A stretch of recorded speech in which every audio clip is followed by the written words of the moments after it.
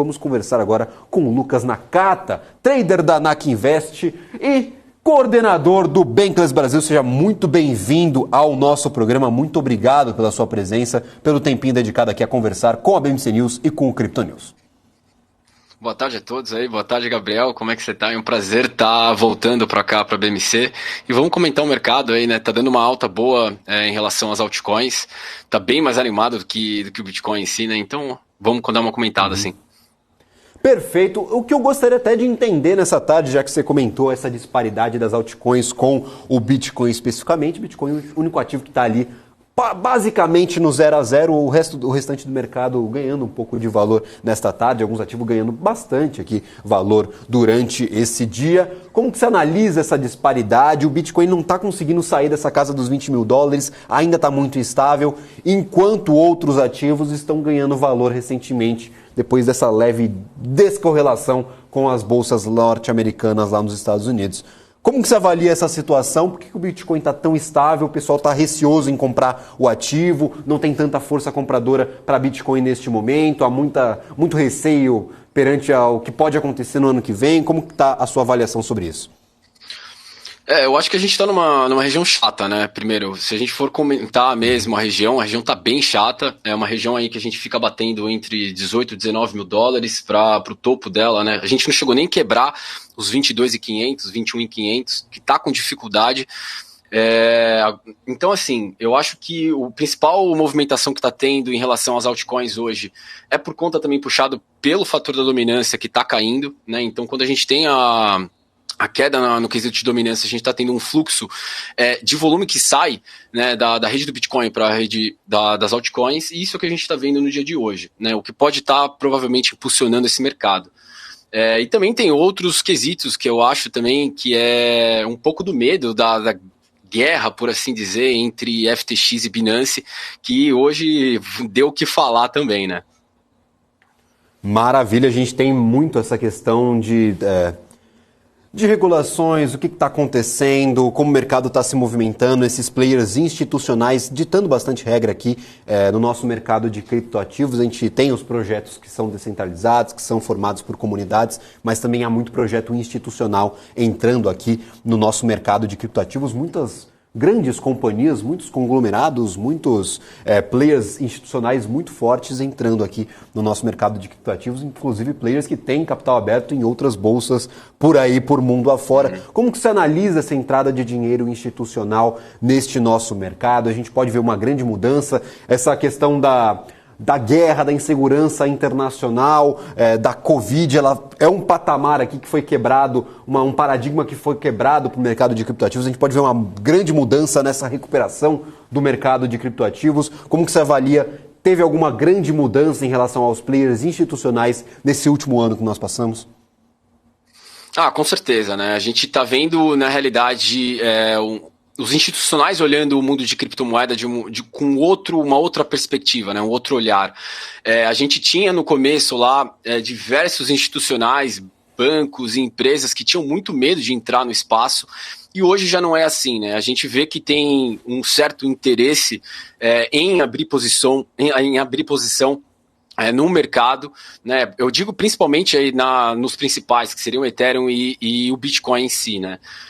Agora, Covid, guerra, são coisas que na realidade a gente não consegue prever e nem precificar isso de acordo com a evolução da tecnologia, mas eu acho que sim, no último tempo aí os institucionais entraram e estão com muito mais confiança aí dentro do mercado, e eu acho que nos próximos tempos aí a gente pode ver um maior número de institucionais também entrando no espaço.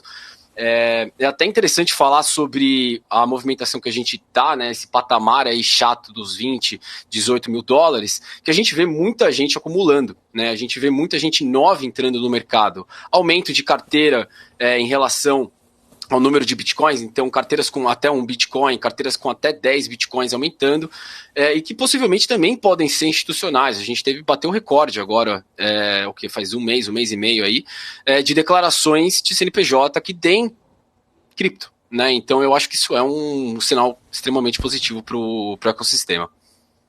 Perfeito. Agora falando de ecossistema, a gente sabe que existem grandes players aqui que ditam normalmente o ritmo dos mercados. A gente tem as grandes corretoras de criptoativos, a gente tem os grandes investidores de criptoativos. Como você bem mencionava, essa guerrilha, essa guerra aí entre FTX e Binance, como que isso está afetando o mercado de uma forma como um todo? A gente tem ali o token da FTX, claro, sofrendo bastante depois da indicação de venda da Binance. A gente tem uma guerra travada ali entre os executivos. Como que isso contamina o restante dos investidores e o restante dos criptoativos disponíveis hoje para investimento?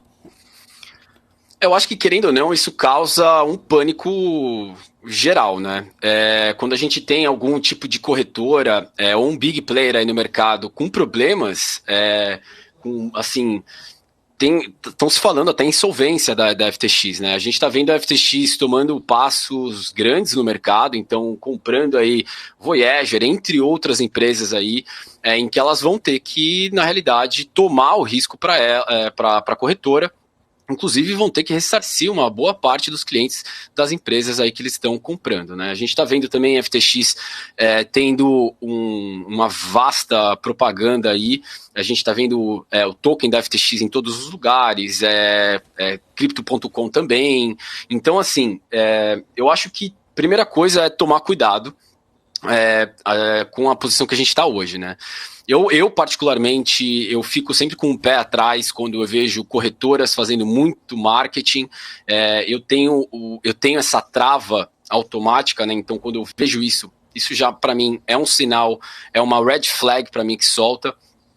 No caso da FTX em específico, né, a gente tem a Alameda Research que eles têm, que em parte é financiada pelo token FTT da FTX. E agora o CZ, né, soltando um Twitter aqui, falando que soltaram, né, na rede aí quase 17% da oferta circulante. Então é muita coisa. Os investidores no geral aí, os participantes do mercado vão ficar com medo. E é normal que na realidade a gente tenha essa migração, né, de tokens ali. Então o pessoal começa a sair aí de FTX, começa a sair de institucionais, empresas que estão relacionadas à corretora e começam a procurar um quesito mais seguro aí para a carteira deles, né? Perfeito, um ponto mais de institucional, inclusive algumas empresas que estão sendo vendidas para quem dá mais, porque a lei está mandando, não é verdade? Então não é aquela aquisição saudável que a gente vê normalmente. Não, eles negociaram, entraram em um acordo, identificaram as sinergias entre as companhias, parece que quem levar, levou, e tem gente tomando esse risco para si, e isso cabe aos investidores decidirem se faz sentido ou não para as estratégias de investimento. É bom você que está em casa ligado aqui no Crypto News, ficar ligado também nessas notícias e identificar essas movimentações nas companhias que emitem os tokens normalmente. Porque a gente sabe que nem tudo que afeta a companhia afeta o token, e nem tudo que afeta o token afeta a companhia, mas às vezes tem uma ligação bem próxima do que acontece entre esses dois agentes. Então é bom para o investidor que está em casa se ligar, entender como funciona o token, entender como funciona esse investimento. Outra coisa que eu gostaria de tratar contigo, que é uma coisa que a gente está tratando aqui na BMC News com bastante intensidade desde o começo do dia, que é, claro, as eleições, que são as eleições norte-americanas de meio de mandato. A gente sabe que a economia norte-americana está afetando bastante aqui o mercado de criptoativos. Quando a gente tem algum dado divulgado, aqui sobe ou desce, isso está se diferenciando um pouco agora no final do ano, mas ainda afeta de certa forma. Como que as eleições lá nos Estados Unidos podem ou não afetar aqui o mercado de criptoativos? A gente pode ver alguma grande movimentação amanhã? É esperada volatilidade para o mercado de amanhã com as eleições lá nos Estados Unidos?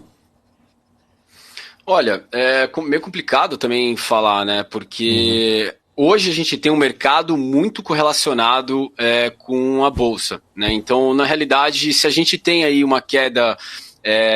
vamos supor que a gente tenha um medo degenerado que derrube o mercado, né? Obviamente a gente vai ter esse reflexo também no mercado de criptomoedas, porque o cara vai precisar executar as criptos dele para pagar as contas dele, né? E basicamente rebalancear ali a perda que ele está tendo na bolsa. Então a correlação hoje ela é muito importante. Então eu acho que efetivamente se a gente tiver umas eleições conturbadas, obviamente propostas em que sejam contra o ecossistema cripto, isso deva talvez mexer um pouquinho no preço. Eu não acho que seja um negócio extremamente relevante para o ecossistema, porque, afinal de contas, se a gente for tratar especificamente do Bitcoin, é descentralizado, o governo não vai conseguir colocar, em tese, uma grande pressão em cima do ecossistema, pode fazer durante a ponte, né, que interliga o mundo cripto para o mundo real, mas o mercado em si ele não vai ser tão afetado, né? Mas eu acho que o medo, as emoções em si do que as eleições podem criar, com certeza vai afetar, sim, a movimentação de preço.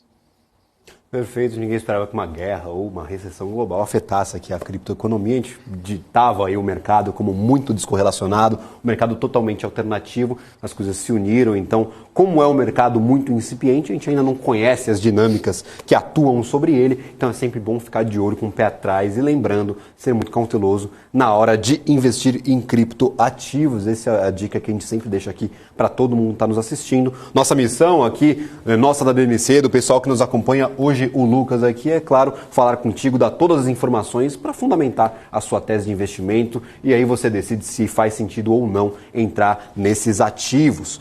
Outra coisa que eu gostaria de lhe perguntar, a gente acompanhou alguns ativos, muita gente que fala que o bear market ele é bom porque tá tudo uma calmaria, você tem mais calma para conseguir olhar para um detalhe, para um ativo ou outro, para um segmento ou outro, tentar identificar uma boa oportunidade. A gente fala muito sobre as necessidades de melhorar a infraestrutura da criptoeconomia. A gente sabe que ainda há muitos defeitos, muitas coisas que ainda travam muito valor desses projetos e alguns projetos eles se destacam dentre esses que fornecem infraestrutura para a criptoeconomia. Hoje um dos principais destaques do dia é Chainlink, Token Link ali se destacando bem positivamente. Você acredita que há bom espaço para Link percorrer nessa retomada da criptoeconomia ou ainda há muitos defeitos, há muitos desafios a serem transpassados antes que o token consiga ali ter ampla dimensão, ter ampla atuação no mercado hoje de criptoativos? Há algum concorrente que possa tomar esse lugar? Alguém que está vindo atrás, que está melhorando algumas dores que Chainlink não atendia? Como que você está avaliando toda essa posição para ativos de infraestrutura, especialmente para Chainlink? Perfeito. Eu acho que assim, olha, dentro de vários projetos que a gente tem aí na rede, né, a Link hoje fornece, eu gosto muito da Link, eu acho que eles possuem uma ideia bem legal por trás, infraestrutura por trás, vem se provando um bom projeto perante tempo, né, e eu acho que de todos os projetos, assim, de altcoin que a gente tem, no geral mesmo, Link é um projeto que eu gosto, e que eu particularmente estou nele já faz um tempo, né? Eu tenho grande parte da minha carteira em Bitcoin e Link, assim, se for para contar, ele é assim uma pequena parte da minha carteira, né? Eu acho que ela tem um grande projeto por trás, ela tem uma grande equipe por trás e ela vem segurando muito bem o preço, né? Hoje a gente se encontra num patamar, eu acho que a gente estava, né? Até colocar aqui na tela. Ela está extremamente barato em relação com toda a corrida que Link teve. Mostra também o próprio quesito de acumulação que a gente está aqui desde maio, né, desse ano. E ele vem acumulando muito bem. A gente não tem, na realidade, movimentações muito exacerbadas e tem, sim, um projeto, na minha opinião, sólido por trás, né? Eu acho que tem que se provar ainda em quesito tempo, mas eu gosto bastante de Link. Maravilha, eu gostaria até de trazer um dos gráficos aqui para a gente ilustrar a nossa conversa. Queria que o pessoal da produção colocasse aqui na tela, que é exatamente o Ethereum em relação ao dólar, mais especificamente eu gostaria de comentar a relação do Ethereum com o Bitcoin. A gente viu um pouco de distanciamento de Ethereum ganhando um pouco mais de força nessas últimas semanas em relação ao maior ativo do mercado, que é, claro, o Bitcoin. Por que você identificou? Por que você identifica, claro, essa disparidade? É o que está acontecendo com o restante do mercado? Tem um pouco mais de receio de entrar nesse criptoativo? O pessoal está buscando altcoins. Eu nem sei se a gente pode chamar mais Ethereum de uma altcoin, é o segundo maior criptoativo disponível no mercado. Como que você está enxergando? Teve um desconforto depois daquela forte desvalorização após o merge. Qual a sua avaliação para esse pequeno descolamento de Ethereum do Bitcoin? O Ethereum realmente, assim, ele tá um pouco mais bullish, né? Ele tá um pouco mais altista aí em relação a movimentos gráficos do que o Bitcoin em si. Eu estou até escrevendo um relatório esse mês aí sobre o Ethereum pós-merge na Bankless para a gente analisar aí como é que está a estrutura dele on-chain, então como é que está a rede em si. Olha, na minha opinião, eu acho que eu não sou um grande fã da atualização do pós-merge aí da camada de consenso do Ethereum. Existem inúmeras ressalvas aí que abriram portas aí, eu acho que problemáticas em que o Vitalik pode ter eventualmente problemas em corrigir elas, né? A gente está tendo blocos que são censurados agora no Ethereum, que antes a gente não tinha. Por mais que isso não seja refletido no preço, né? A gente está tendo problemas de censura nos blocos, são inúmeros relays ou retransmissores de nós, de validadores ali da rede, que estão operando através das normas da UFAC, então excluindo todas as transações que passaram por endereços da Tornado Cash, né? A gente teve aquele problema da Tornado Cash, inclusive, que foi até da última vez, né, que eu vim aqui comentar. E a gente não está refletindo isso no preço. Então, assim, é meio complicado, inclusive, até falar o porquê que existe uma maior possibilidade altista no Ethereum, mas, sim, o gráfico está bem mais bullish do que o gráfico do Bitcoin. Perfeito para todo mundo que gosta de saber um pouco mais sobre esses assuntos. Eu sei que você sempre está ativo ali nas redes sociais, como o pessoal te acha, como que tem acesso aí às suas ideias, às suas análises, às suas visões de mercado. Eu sei que eu acompanho bastante ali, essa crítica Ethereum eu já vi algumas vezes, inclusive. Bom, o pessoal aí que quer me acompanhar nas redes, eu tô no YouTube e no Instagram como NAK Invest, só procurar lá Lucas Nakata, NAK Invest.